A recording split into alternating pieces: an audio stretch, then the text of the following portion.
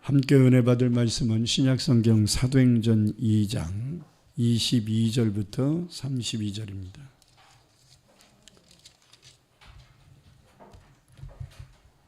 앞에 프로젝트 보셔도 됩니다. 사도행전 2장 22절에서 32절입니다. 우리 다 같이 한 목소리로 합독해서 읽겠습니다. 이스라엘 사람들아, 이 말을 들으라.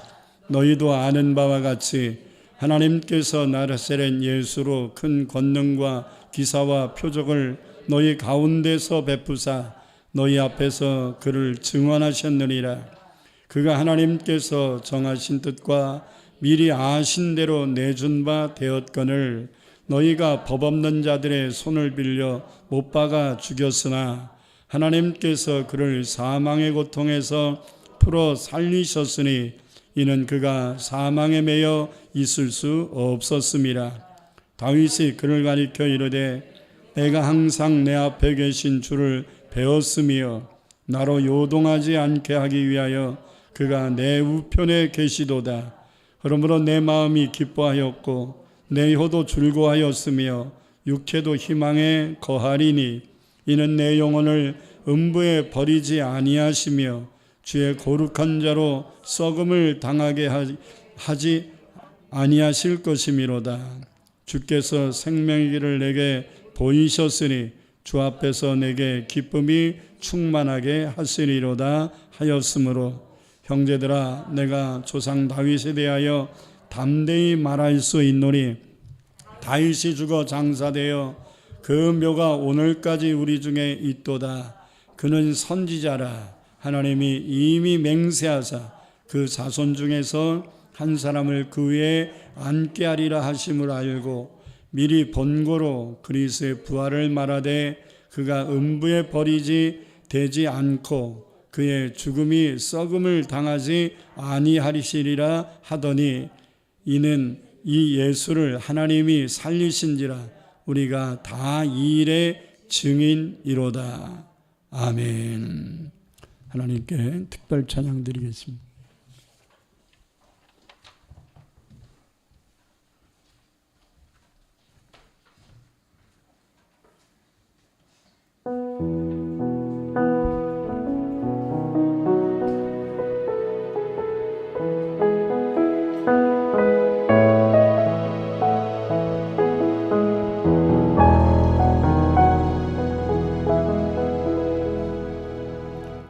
천번을 불러봐도 내 눈엔 눈물이 멈추지 않는 것은 십자가의 그 사랑.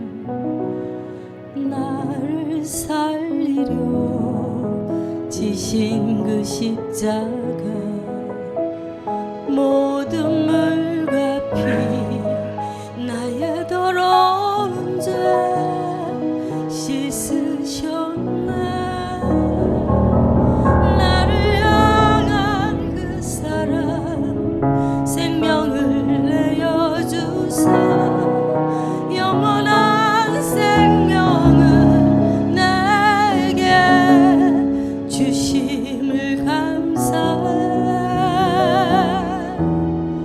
천번을 불러도 내 눈에는 눈물이 멈추지 않는 것은 십자가의 그 사랑. 나를 살리려 하늘 보자 버리신 나를 사랑하신 그분이 예수.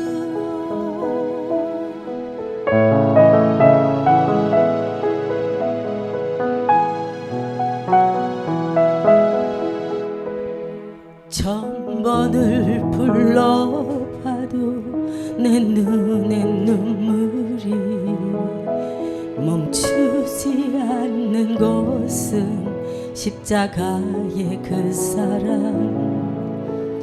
나를 살리려 지신 그 십자가 모든 물과 피 나의 더러운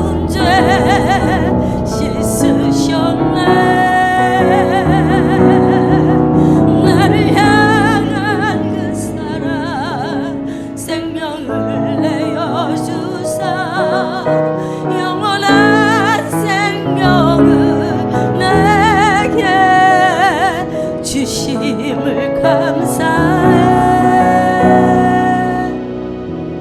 천 번을 불러도 내 눈에는 눈물이 멈추지 않는 것은 십자가의 그 사랑. 나를 살리려 하늘 보자 버리신 나를 사랑하신 그분이 예수요. 천 번을 불러도 내 눈에는 눈물이 멈추지 않는 것은 십자가의 그 사랑. 부활하시고 사망 권세 이기신 나를 사랑하신 주 그분이 예수요. 부활하시고 사망 권세 이기신 나를 사랑하신 주 그분이 예수요. 나를 사랑하신 주 그분이 예수요. 아멘. 사랑의 주님, 사망의 권세를 깨뜨리시고 부활하신 그날을 기념합니다. 그리고 주님의 부활을 감사하는 마음으로 예배합니다. 그리고 그 부활의 메시지를 오늘 이 시간 다시금 듣기를 원합니다. 들을 귀가 열려지게 하시고 그 생명의 말씀을 담을 수 있는 마음이 열려지게 하옵소서. 예수님 이름으로 기도합니다. 아멘. 잘 아시는 것처럼 오늘은 예수님이 우리를 위하여 십자가를 지신 고난을 당하신 후에 제3일 만에 다시 살아나신 부활의 날을 기념하는 부활 감사 주일로 예배합니다. 사람들에게 있어서 사람의 힘으로 도저히 할 수 없는 일들이 몇 가지 있는데 이런 일들을 불가항력적인 일이다 이렇게 표현합니다. 그 중에 하나가 뭐냐면 죽음이에요. 죽음. 한번 쫓아합시다. 죽음. 죽음이 내 마음대로 안 돼요. 그냥 빨리 가고 싶어도 하나님이 허락하지 않으면 못 가요. 오래 살고 싶어도 하나님이 오라 그러면 찍소리 못하고 가야 돼요. 그렇기 때문에 이 죽음이라는 것은 교통사고 난다고 죽는 게 아니고요. 강도에게 칼 맞는다고 죽는 게 아니에요. 한강에 빠져 투신한다고 죽는 게 아니고요. 동맥 끊는다고 죽는 게 아니에요. 하나님이 데려가서야 죽는 거예요. 강도마다 칼에 찔렸어도요. 누가 앰뷸런스 불러 실어가가지고 꼬매면 돼요. 하나님이 안 데려가기 때문에 되는 거예요. 그런데 하나님이 데려가시려면 그냥 길 가다가 미끄러져도 뇌진탕으로 갈 수 있는 거고요. 신호 다 지키고 할 거 다 했는데도 교통사고로 갈 수도 있는 거예요. 어떤 방법으로 가느냐는 그렇게 중요하지 않아요. 중요한 것은 죽은 후에 천국 가는 게 중요한 겁니다. 아멘. 옛날부터 사람이 죽으면 죽었다고 표현을 잘 안 하고 이제 어른들에게 뭐라고 표현하냐면 돌아가셨다 이렇게 표현하잖아요. 여러분 갈 곳이 있어야 돌아가는 거죠. 갈 곳이 없는데 돌아가셨다는 표현을 했겠습니까? 우리가 육신이 죽으면 끝나는 게 아니에요. 영원히 갈 곳이 있는 거예요. 할렐루야. 성경은 영원히 갈 곳은 두 군데라고 말합니다. 천국이든지 지옥이든지. 아멘. 이 땅에 사는 모든 사람들은 다 언젠가는 죽습니다. 왜냐하면 하나님이 그렇게 정해 놓으셨기 때문입니다. 이것은 하나님의 법칙 중에 하나예요. 히브리서 9장 27절에서 말씀하고 있는데요. 한번 읽겠습니다. 한번 죽는 것은 사람에게 정하신 것이요 그 후에는 심판이 있으리니. 자, 한 번 죽는 것은 하나님께서 사람들에게 정해 놓으신 법칙이다. 신이 만들어진 법칙은 인간이 어길 수 없는 거예요. 이것을 우리는 불강력적이고 또 믿음이 없는 사람들은 운명이다 이렇게 표현을 합니다. 그런데 믿음 있는 우리는 섭리지요. 예수를 믿고 죽으면 죽는 그 시간이 천국 가는 날이잖아요. 고통의 시간이에요? 은혜의 시간이에요? 개념을 바꿔야 돼요. 예수를 믿기 전에는 죽는다는 것이 고통스럽고 괴롭고 힘들고 될 수 있으면 안 왔으면 좋겠고 될 수 있으면 늦어졌으면 좋겠고 이렇게 생각 들지만 꼭 그럴 필요는 없어요. 여러분들이 할 일이 남았다면 더 사세요. 더 살게 해달라고 기도하세요. 그러나 할 일 끝났다면 산소호흡기 끼고 연명하려고 하지 말고 빨리 천국 가세요. 여기보다 천국이 훨씬 좋습니다. 입으로는 아멘 해도 막상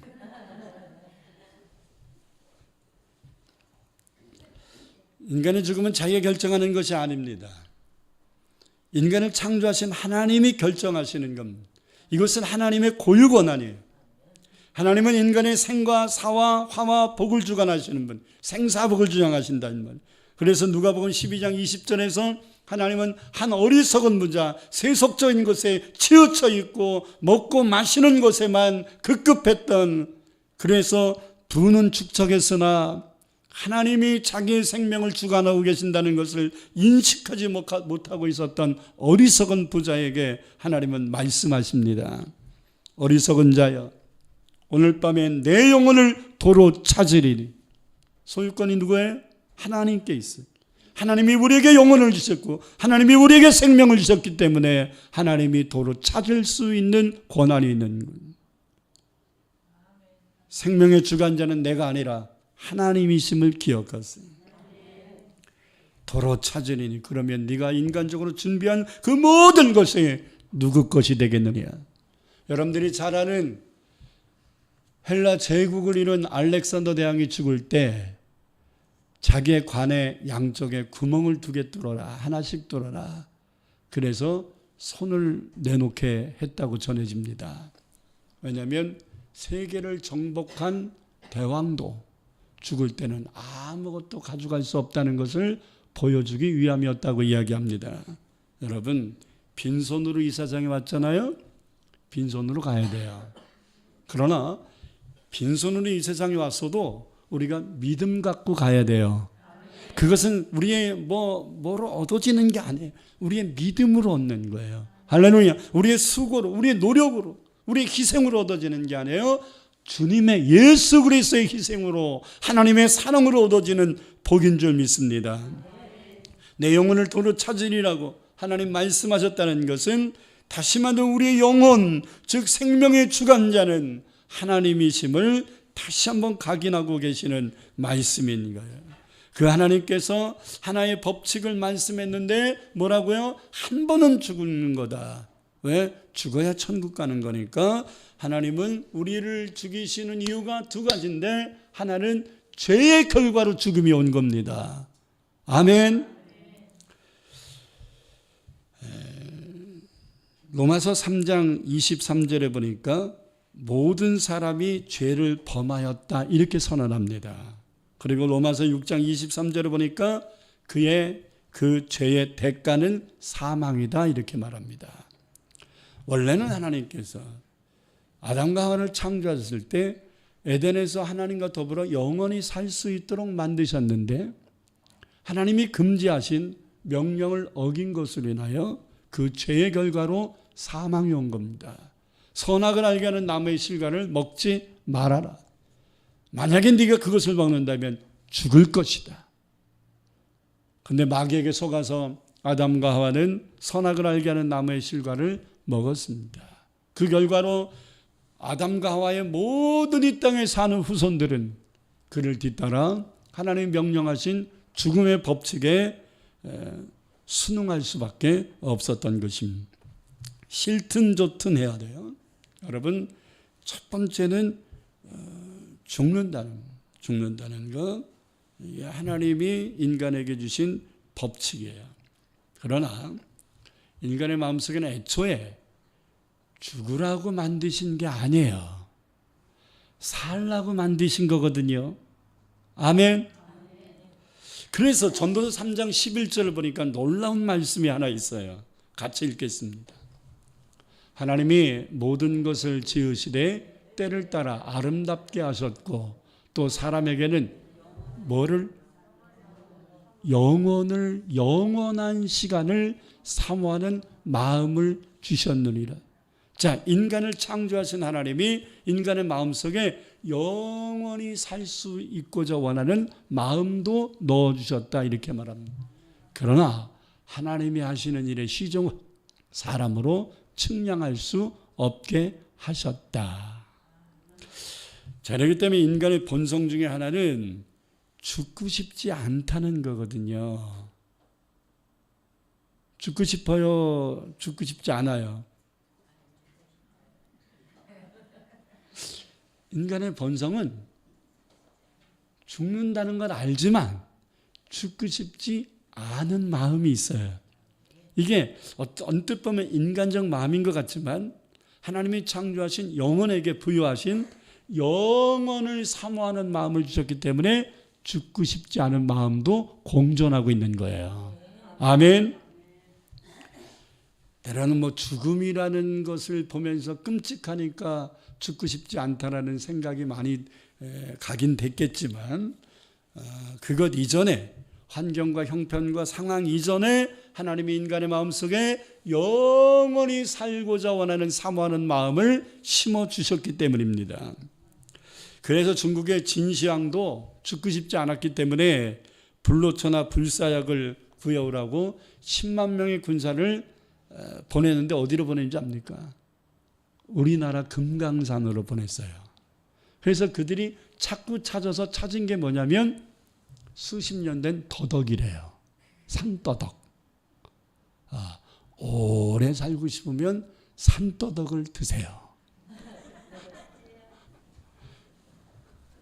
세상을 호령했던 진시황도 불로초라고 생각하고 먹었던 것이 약 80년 된 산더덕이래잖아요. 물론 80년 된 산더덕 찾기는 쉽지는 않겠지만, 그리고 영원히 살고 싶은 마음에 이 진시황이 자기의 무덤을 비공개했어요. 그래서 진시황의 무덤이 이곳일 것이다라고 추정하는 곳이 두 군데가 있는데 공개를 중국이 하지 않습니다. 아마 좀 베일에 쌓이게 함으로써 관광 효과를 좀 얻으려고 한 것 아니겠나. 다 까발겨버리면 궁금증들이 이제 한두 번 보면 또 오고 싶은 생각이 없을 테니까 뭘까? 그 속에 뭐가 있을까? 그러면서 조금씩 이렇게 사진 같은 것으로 이렇게 공개하고 그 속에 있는 점토로 만든 군병들 이런 것들만 공개하고 막 그러잖아요. 전체를 공개를 하지 않습니다. 그래서 무덤을 신비에 가까울 정도로 진시황은 만들어 놓고 그것을 무덤처럼 하지 아니하고 그냥 동산처럼 덮어놔버린 거예요.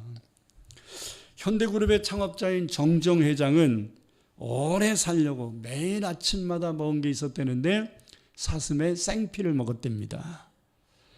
여러분들은 드시지 마세요. 의사들이 정주영 씨가 원래 체질이 건강해서 이걸 견딘 거지 사슴의 생피를 먹는 것은 굉장히 사슴이 갖고 있는 세균들이 감염될 가능성들이 많다는 거예요. 그래서 그렇게 동물의 생피를 먹는 것이 사람의 체질마다 좀 다를 수는 있겠으나 그리 좋은 것은 아니다. 그래서 죽어도 돼지 피는 먹겠다고 한 사람들은 삶아서 먹잖아. 그게 뭔지 아시죠? 미국의 한 기업가는 미화 4만 불, 우리나라 돈으로 말하면 한 450억 정도 될 것 같은데요. 4천만 불, 4만 불이 아니라 4천만 불, 450억 정도를 주고서 자기의 시체를 100년 동안 냉동 보관시켜 달라고 의탁을 했습니다. 의료기관에다가. 그 이유가 뭐냐면 100년 정도 지나면 자기 지병을 고칠 수 있는 의술이 발달될 테니까, 그리고 또 냉동 보관했던 자기 시신을 해동시켜 살릴 수 있는 기술이 생길 것이다, 이렇게 생각을 하고 100년치 보관료를 미리 낸 거예요.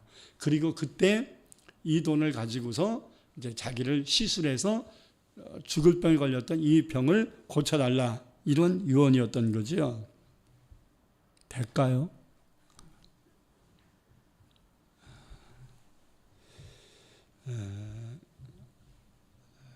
다른 건 몰라도 생명은 인간이 그렇게 마음대로 좌지우지할 수 있는 게 아니에요.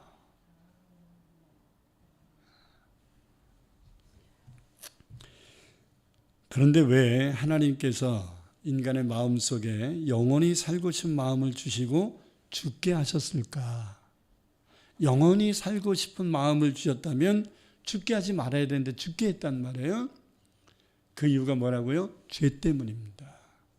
근데요, 그것만이 아닙니다. 제가 두 가지의 이유로 하나님이 우리에게 죽음을 허락하셨다 얘기했잖아요. 죽음을 허락하신 첫 번째 이유가 뭐예요? 죄 때문에, 죄의 결과로. 또 하나는 우리를 이 세상보다 더 좋은 천국으로 인도하시려고 우리를 데려가시는 행위가 죽음인 것입니다. 그래서 돌아가야 되는 거예요. 하나님께로 돌아가야 되는 거예요. 하나님이 창조하신 세계인 천국으로 돌아가야, 환원해야 되는 거예요. 할렐루야. 예수 믿는 사람들이 죽으면 곡할 때 어이 어이 이제 가면 언제 오나 어이 어이 이거 곡을 하잖아요. 이곳으로 다시 오지는 않아요. 그리고 이미 간 사람들은 만약에 천국 갔다면 비교되지 않겠어요? 여러분 안 가봐서 모르죠? 만약에 천국을 갔다면 이 세상과 천국이 비교가 됐을 거 아니에요. 천국에 푹 빠져가지고 이 세상 다시 돌아가고 싶은 생각이 안 들겠죠. 아직 안 가봐서 대답을 제대로 못하는 것이라고 생각합니다.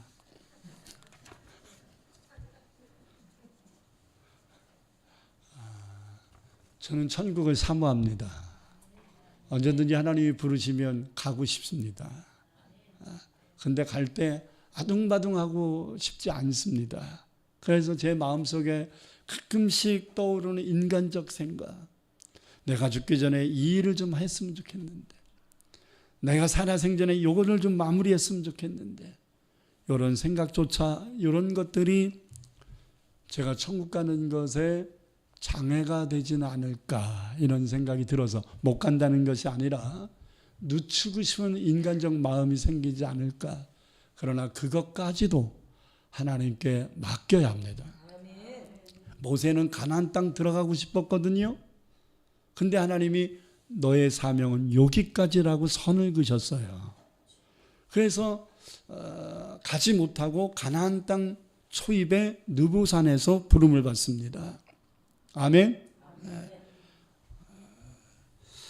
그러므로 생명의 주관자는 하나님이시고 하나님이 부르실 때 가야 된다는 것을 우리는 명심해야 합니다. 인간을 창조하시고 그 인간을 사랑하신 하나님께서는 인간들이 겪고 있는 이 죽음이라는 불강력적인 한계를 벗어나서 원래의 창조 목적대로 영생한, 영원히 살 수 있는 은혜를 주기를 원하셨습니다. 천국은 그냥 가는 게 아니에요. 예수를 믿음으로 가는 것인데, 여러분 두 단계를 거쳐야 됩니다. 예수님의 재림이 기준이에요. 예수님의 재림 전에 우리가 믿고 죽으면 육신은 흙이 되고 영혼은 낙원을 갑니다. 그래서 예수님께서 십자가 지셨을 때 한조병 강도에게 뭐라고 말합니까? 너와 내가 오늘 낙원에 있으리라. 아니 이 사람 죽는 날인데 뭐가 낙원을 간다는 거예요? 그 사람의 영혼이, 육신은 장사 지냈겠죠. 흙이 됐겠죠. 그죠? 그리고 누가복음 16장에 보면 부자가 하나님을 안 믿다가 생명이 다 돼서 하나님이 부르시니까 육신은 장사를 지냈으나 영혼은 음부에 갔더라 이렇게 얘기합니다. 자, 여기서 성경이 말씀하고 있는 게 뭡니까? 예수님 재림 전에 죽으면 믿음을 가졌던 사람들은 영혼은 낙원에 가고 육신은 흙이 되고, 믿음을 갖지 않았던, 천국의 소망을 갖지 않았던 사람들은 영혼은 음부에, 지옥과 같은 음부에 떨어지고 육신은 장사되어 흙이 되고, 예수님 재림할 때 이 죽었던 자들이 다 부활한다는 거예요. 아멘. 그래서 이것을 표본적으로 보여주신 것이 예수님의 부활인 것입니다. 그래서 예수님의 부활을 부활의 첫 열매다, 부활의 시효다 이렇게 말하는 거예요. 예수님이 부활하신 것처럼 이 땅에 사는 모든 사람들도 부활할 것이다. 영혼은 죽지 않습니다. 영혼은 하나님의 형상과 모양이기 때문에 영혼은 죽지 않아요. 죽지 않기 때문에 천국도 가고 지옥도 가는 것이지, 죽으면 어떻게 하겠어요? 소멸되는 거예요. 그래서 이단인 여호와 증인은 예수 믿는 사람들이 영혼은 영생하지만 예수 안 믿는 사람들이 영혼은 소멸된다. 죽으면 끝나는 거다 이렇게 얘기합니다. 잘못 얘기하는 거죠. 그리고 한참 사회적 물의를 일으키고 있는 신천지의 이만희는 뭐라고 얘기하냐면 천국은 다 가는 게 아니야, 14만 4천 명만 가는 거야 이렇게 잘못 얘기합니다. 근데 지금 신천지에 빠진 사람이 33만 명이거든요. 우리나라에서만 해도. 그래서 궁금하지 않았겠어요? 아니 14만 4천 명만 천국 간다는데 우리가 이 신천지에 속한 사람만 해도 33만 명인데 그러면 이거 어떡합니까? 그러니까 하여튼 이단들은요 기가 막히게 말들을 잘해요. 그러니까 경쟁을 해야지. 커트라인이 14만 4천 명이야. 지금 모여서 33만 명이 모였어도 너희들 다 가는 거 아니야. 정신 바싹 차리고 천국 가려면 하나님의 말씀 잘 지켜 행하고 전도가 최고야. 막 이러면서 강조를 했죠.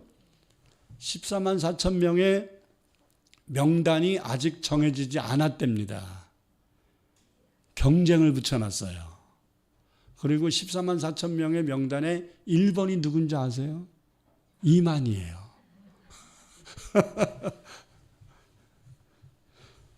그리고 여러분 지난번에 대구 신천지 모임에서 코로나 확진이 된 것으로 인해서 그 책임지겠다고 이만희 씨가 100억을 보상 기부하겠다 이렇게 얘기하지 않았습니까?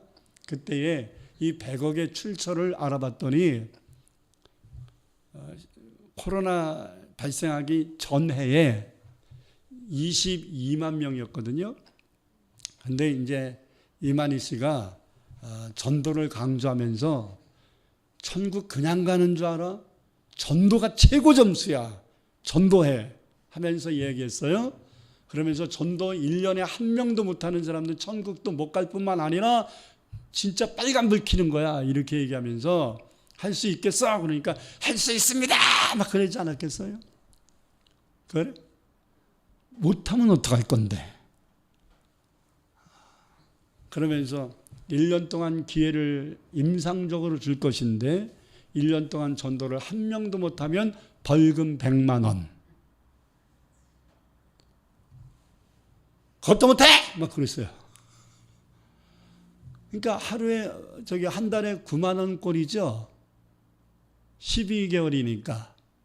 그러니까 12개월 시간을 줬는데 전도를 1년에 한 명도 못하면 한 달에 9만 원꼴 벌금을 내서 1년에 100만 원 내라 이거예요.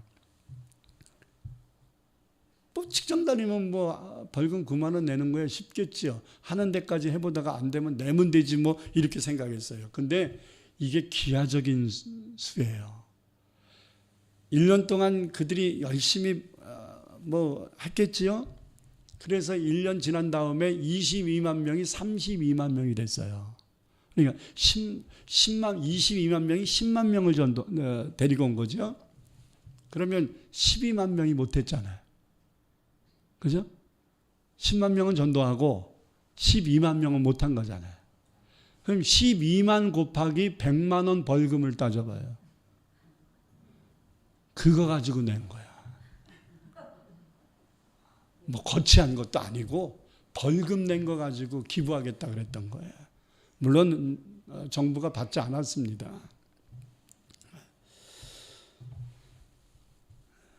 수많은 이야기들이 있습니다. 그러나 다 그릇된 얘기들입니다. 육신을 입고 이 땅에 오신 예수님은 죄가 없으신 분이고, 이것을 히브리서 4장 15절에서 말씀합니다. 죄가 없으신 분이 우리의 죄를 사함으로써 우리에게 영생을 주시는 방법을 취하신 거예요. 로마서 5장 8절과 9절에 이 사실을 일목요연하게 설명합니다. 같이 있습니다.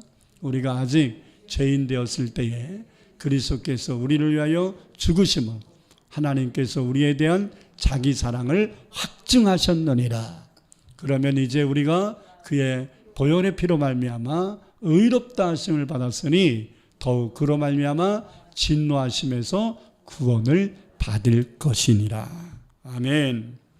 그러므로 하나님이 우리들을 사랑하셔서 죄로 죽을 수밖에 없는 우리를, 그래서 영원히 지옥 갈 수밖에 없는 우리를 예수를 보내주심으로 말미암아 구원을 얻게 하신 거예요. 그러므로 하나님이 우리에게 주신 최대 선물은 예수예요. 하나님이 우리를 위하여 가장 큰 희생을 치르신 것은 예수님의 십자가의 죽으심입니다. 내 병 고침 받지 못했어도, 내 문제 해결되지 못했어도, 내 자녀 문제가 해결되지 못했어도 우리가 가장 큰 선물 받은 것을 잊어서는 안 됩니다. 예수님만이 하나님이 우리의 구원을 위하여 보내주신 최대의 선물입니다. 그런데 문제가 있어요. 예수님이 우리 모두의 죄를 위하여 대신 죽으신 것이라는 것을, 그래서 우리 죄를 용서하신 것이 예수님의 십자가라는 것을 어떻게 알 수 있느냐 이거예요. 봤나요? 못 봤잖아요. 최소한 백문이 불여일견인데 보지도 못했는 이거 어떻게 알 거냐 이거예요. 그래서 상상을 초월하는 이벤트를 행하신 거예요. 그게 부활이라는 거예요. 예수님을 다시 살리신 거예요. 죽기만 하신 게 아니라 그 죽음이 우리의 죄를 깨끗하게 용서했다는 것을 입증시키기 위하여 부활하신 것입니다. 그러므로 진짜 믿음은 예수님이 십자가이셨대 이것을 믿는 정도가 아니라 다시 사셨대라는 것을 믿어야 진짜 복음이고 이것이 진짜 믿음이에요. 예수님이 이 땅에 오신 것은 알겠는데 죽은 자 어떻게 살아? 난 그건 못 믿겠어. 그 사람은 믿음이 없는 거예요. 여러분, 이 땅에 사는 사람들이요, 부활을 못 믿는 것을 네 가지로 이제 이야기를 합니다. 하나는 뭐냐면 졸도설이에요. 예수님이 십자가에서 죽은 게 아니라 너무 고통스러워 힘들어서 졸도한 거다. 그러다가 시원한 아리마대 요셉 동굴에 들어가서 조금 쉬었더니 깨어난 거다. 그러니까 예수님이 십자가에서 죽은 것을 인정하지 않는 사람들이 졸도설을 얘기하면서 그러므로 부활은 없다 이렇게 얘기한 거예요. 두 번째는 예수 시체 도난설이에요. 예수님이 십자가에서 죽긴 했는데, 그래서 아리마대 요셉의 동굴에다가 넣었는데 제자들이 예수님 시체를 훔쳐다가 다른 데다가 안장시켜 놓고 부활했다고 거짓말 친 거다. 여러분, 상식적으로 제자들은 다 도망갔잖아. 도망간 제자들이 생명을 예수님의 시체를 시체를 빼돌려서 다른 데 유기할 수는 있겠죠. 그래서 제자들이니까. 근데 부활했다 말하는 것은 불가능하지요. 자기도 죽을까 봐 예수님 십자가 매달리실 때 도망갔던 자들이 어떻게 그 짓을 하겠어요? 안 돼요. 그리고 성경에 보니까 이러한 그 거짓된 낭설은 마태복음 28장을 보니까 예수님의 부활을 목격한 군병들이 제사장들에게 이야기했더니 제사장들이 돈을 주고 그렇게 제자들이 훔쳐갔다고 해라, 이렇게 거짓말을 시켰던 거예요. 그게 2000년 동안 그게 사실처럼 생각한 사람들이 있었던 거예요. 세 번째는 착각설이에요. 예수님이 십자가에서 죽었는데 예수님하고 비슷하게 생긴 사람을 지나가는 걸 보고 예수 사셨네, 이렇게 얘기했다는 거야. 여러분, 우리는 황인종이고 한국 사람이기 때문에 검은 흑인이 지나가면 이디오피아 흑인인지 케냐 흑인인지 잘 몰라요. 그죠? 근데 케냐 사람들은 이디오피아 사람인지 케냐 사람인지 알아요. 무슨 말인지 아시겠어요? 유럽 사람들은 중국 사람인지 한국 사람인지 구분이 잘 안 가요. 근데 우리는 딱 보면 저 사람은 중국 사람이네 라는 거 알아요. 물론 착각할 수는 있겠으나 착각했다고 해서 예수님이 부활하셨다고 자기 생명까지 바친가요? 착각했는데 순교까지 하나요? 착각해서 예수님을 어쩌다가 한두 번 봤는데 예수님 부활했다고 그거 전하기 위해서 순교까지 하냐고요. 그렇지 않아요. 그러면 이 착각설도 그릇된 낭설이에요. 네 번째는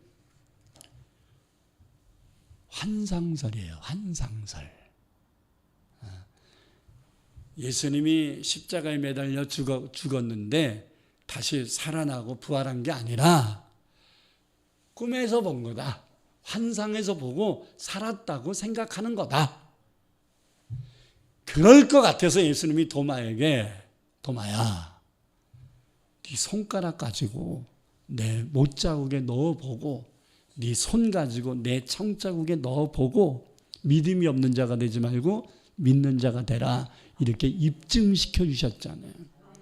그게 환상이라고 착각하는 사람이 생길까 봐 요한복음 21장에 보니까 갈릴리 바다에 나타나서 너희들 고기 잡은 거 있느냐 갖고 와봐라 해서 고기 구워 드셨잖아, 부활하신 후에. 아멘. 착각이 아닙니다. 환상이 아닙니다. 도난설도 아닙니다. 절도한 것도 아닙니다. 예수는 부활하신 겁니다. 할렐루야. 그것을 위해 지난 2000년 동안 예수님의 부활을 믿는 자들이 생명 바쳐 복음을 전해온 것입니다. 우리나라도 130여 년 전에 아펜젤러와 언더우드 목사가 부활절날 아침에 제물포항에 들어오면서 이 땅에 복음의 문이 확 열린 거예요. 할렐루야. 그러므로 여러분, 기독교의 최대 축제는 크리스마스가 아니라 부활절이에요. 크리스마스는 예수님이 이 땅에 십자가 지시러 오신 거고 오신 날이고, 부활절은 이 구원을 완성시키신 날인 거예요. 할렐루야. 그래서 십자가에 돌아가실 때 다 이루었다 말씀하신 것입니다.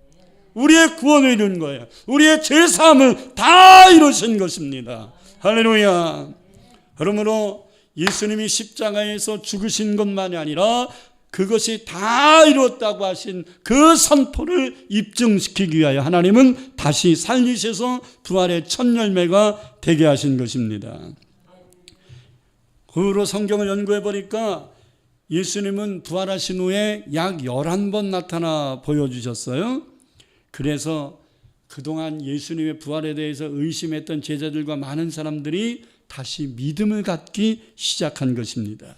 그 중에 베드로를 비롯한 제자들이 그렇게 예수의 부활을 못 믿어서 막 숨어서 두려워하고 의심하고 그러다가 예수님의 부활을 확신한 다음부터는 이들이 많은 사람들 앞에 당당히 나가서 내가 증인이다.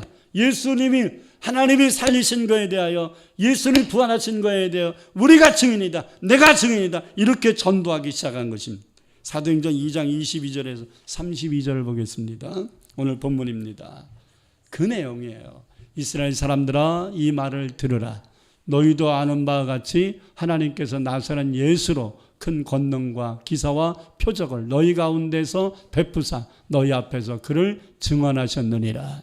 그가 하나님께서 정하신 뜻과 미리 아신 대로 내어준 바 되었거늘 너희가 법 없는 자들의 손을 빌려 못 박아 죽였으나 하나님께서 그를 사망의 고통에서 풀어 살리셨으니 이는 그가 사망에 매여 있을 수 없었음이라.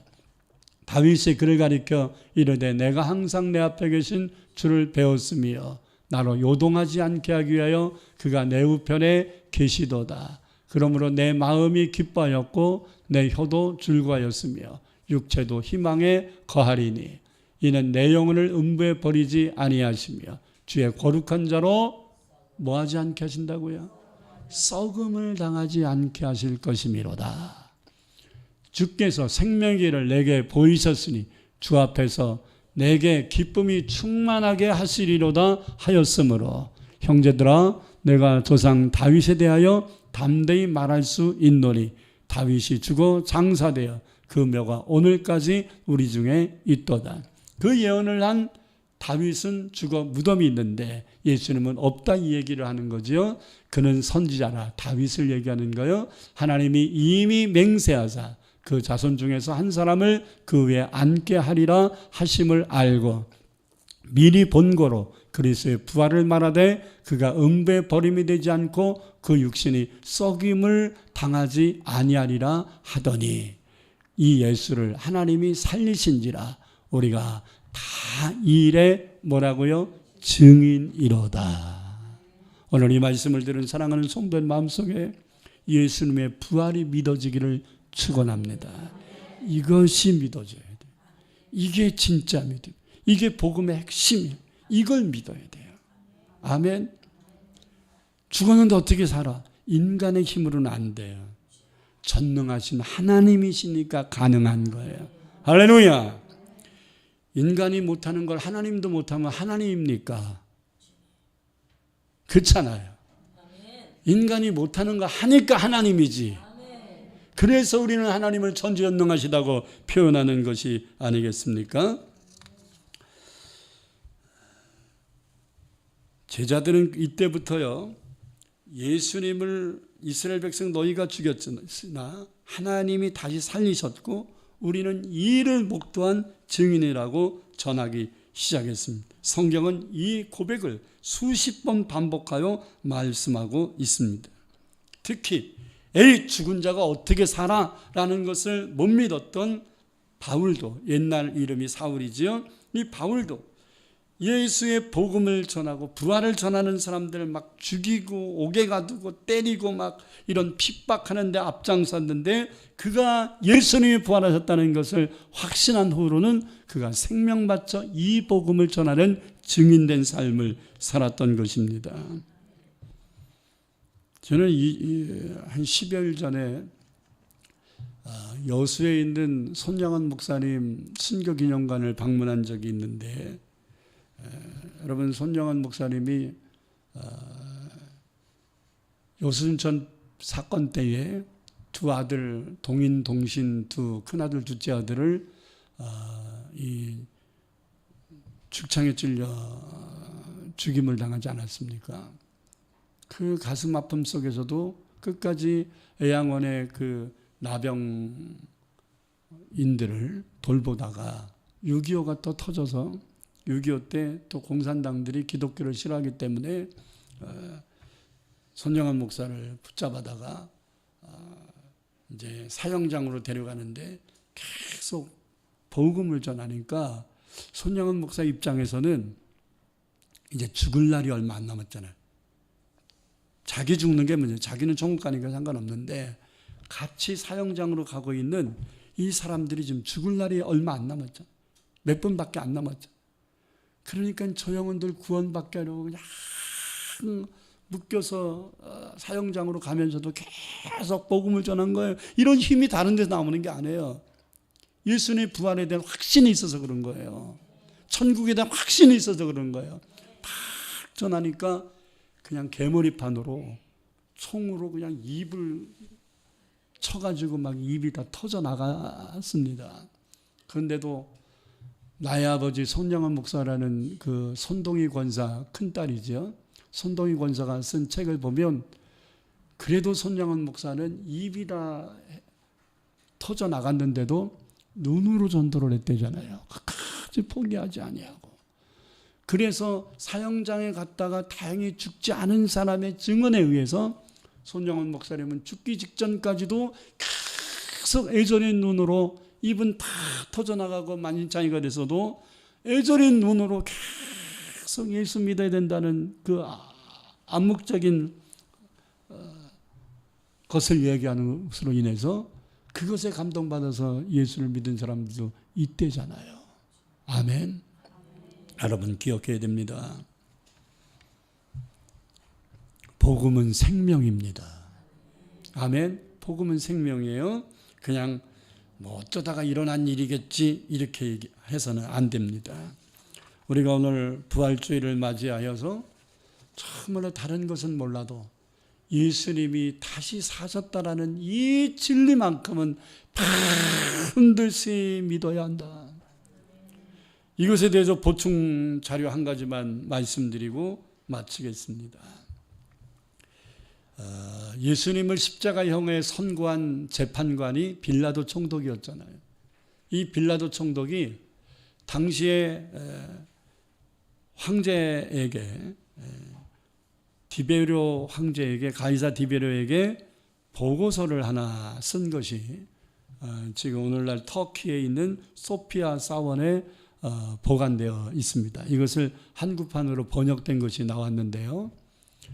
이 빌라도 보고서라는 이 조그만 고대 문서를 보면 예수님이 어떤 사역을 했고 그리고 또 어떻게 십자가에서 죽었고 다시 살았고 그것에 대하여 제자들이 뭐라고 얘기하고 있고 그리고 자기의 입장이 뭔가 이런 것을 얘기하고 있어요. 그러면서 그 책 말미에 본디오 빌라도는 예수를 십자가 선고를 한 것에 대한 죄책감을 갖고 총독의 직무를 이제 마무리하고 로마로 귀환한 후에 모든 직위를 내려놓고 제하로 들어가서 예수를 믿다가 죽었다 이렇게 전해집니다. 뿐만 아니라 세계적인 당시 유대 역사의 대가였던 요세푸스라는 사람이 쓴 유대사에 보면 그 역사책에도 예수님의 부활 사건이 기록되어 있습니다. 성경에만 기록된 게 아니라 역사책에도 있는 사건이에요. 아멘. 그런데 역사를 보고 우리가 역사책을 보고 믿어야 돼요? 성경을 보고 믿어야 돼요? 성경을. 역사책은 성경을 뒷받침해 주는 것에 불과한 것입니다. 고린도후서 4장 18절에서 우리가 주목하는 것은 보이는 것이 아니요 보이지 않는 것이니 보이는 것은 잠깐이지만 보이지 않는 것은 영원함이라. 로마서 8장 18절에 보면 생각하건대 형제의 고난은 장차 우리에게 나타날 천국의 영광과 부활의 영광과 비교할 수 없도다. 기도하겠습니다.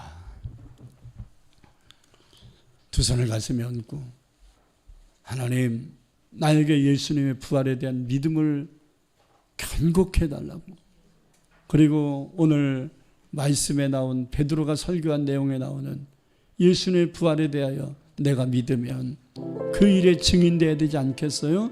모르면 모른다고 하겠지만 믿었으면 그 믿음을 담고 있어서는 안 됩니다. 이것은 수많은 사람들에게 생명을 줄 것입니다. 수많은 사람들에게 영생을 얻게 할 것입니다. 수많은 사람들에게 천국을 들어갈 수 있게 할 것입니다. 잠잠해서는 안 됩니다. 입술을 벌려 예수의 부활을 전해주어야 합니다. 주여 한번 물으시고 우리도 증인된 삶을 살게 달라고 기도하고, 만약에 이 믿음이 없는 자들이 있다면 이 믿음 달라고 기도하십시다. 주여 할렐루야. 아버지 하나님 감사합니다. 오늘도 우리에게 주신 귀한 생명의 말씀을 마음판에 담습니다. 하나님이여, 우리가 이 세상을 살아가면서 수없는 말들을 들어왔지만 그 말들은 아버지 하나님이 우리에게 조그만 유익은 줄 수 있으나 우리에게 영원한 생명을 줄 수가 없습니다. 궁극적인 우리의 죽음의 문제, 영생의 문제를 해결할 수 없습니다. 그러나 예수 그리스도의 십자가의 은혜와 부활의 사건은, 이 복음은 우리의 믿음을 주고 우리에게 영생을 주고 우리에게 영원한 천국을 보장하는 것이오매, 오늘 아버지 하나님의 이 믿음을 얻지 못한 자들이 있다면 이 복음의 말씀을 듣고 믿어지게 하옵소서. 이들에게 믿음의 믿음을 더하소서. 은혜 위에 은혜를 더하여 주옵소서. 이 믿음을 가진 자들이 있다면 나만이 귀한 은혜를 갖고 있는 게 아니라 이 복음을 듣지 못한 자들에게 전하는 자가 되게 하소서. 이 믿음을 갖지 못한 자들에게 하나님이여 가르쳐주는 증인이 될 수 있도록 인도하여 주시옵소서. 사랑의 주님 감사합니다. 오늘은 2000년 전 우리를 위하여 십자가를 지시고 제3일에 다시 사신 부활을 기념하는 부활 감사 주일 예배로 드립니다. 우리의 예배를 통하여 우리에게 믿음이 견고히 들어가게 하시고, 아직까지도 이 믿음을 갖지 못한 자들에게 이 복음을 전하는 입술이 되고 증인이 되게 하여 주옵소서. 예수님 이름으로 기도합니다. 아멘.